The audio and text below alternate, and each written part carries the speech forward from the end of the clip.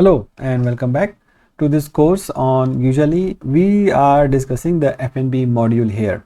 So now in this video we are going to discuss the F&B labor cost. So food and beverage department labor cost. So as we can see in the profit and loss statement, labor cost is divided into few categories: salary and wages, contract staff, and other payroll benefits. Now the salary and wages is also in usually is divided into few categories like management and non-management, and management again is further categorized into service and kitchen. So what goes into service and kitchen? So the in the F&B department, under management, the service portion will include director of food and beverage managers, director of venues, restaurant managers, beverage managers, director of convention, banquet managers, or the convention services managers. So those managers, if the F&B department hasn't has a marketing manager, then it will also go there. So the management is basically not these are not the people who are facing the guest directly while servicing. They are more on the administrative side of either service or the kitchen. They are mostly responsible for planning and organizing. In the kitchen side, it will include executive chef, executive sous chef, a chef de cuisine, pastry manager, pastry chef, kitchen manager, executive steward, and the stewarding manager. So mostly the managerial positions which will be included in the management.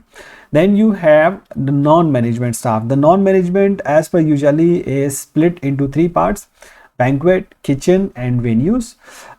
For a consolidated one, you may follow this, but for the individual restaurant, if your hotel is practicing individual restaurant profit and loss statement, then you can consider to separate the service, kitchen, and steward, where the service would be mostly sommeliers, your receptionist, captains, bartenders, servers, bus people, porters, attendant, runner, cashier, house person, as whatever positions you are calling them, but their main positions they have is directly attending the guest, directly serving the guest into the service. Similarly, those who are involved directly into cooking, that would be go into the non-management kitchen, which is chef de partie or grade manager or cook, pastry cook,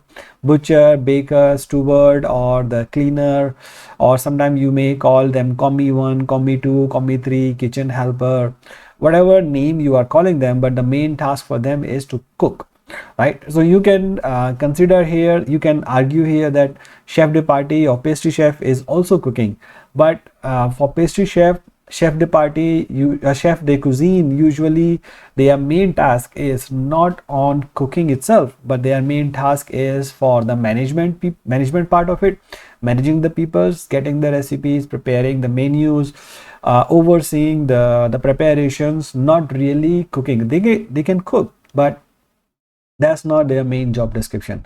So the non-management would normally be that service, kitchen, and stewarding. So normally the banquet would also be coming under the service if the banquet has a separate P&L. For the other departments, banquet would not be considered because there is no banquet staff in the other venues, right? So you have one P&L which is consolidated, where you will follow this description here: management and non-management. Management is service and kitchen, and for non-management, banquet, kitchen, and venues.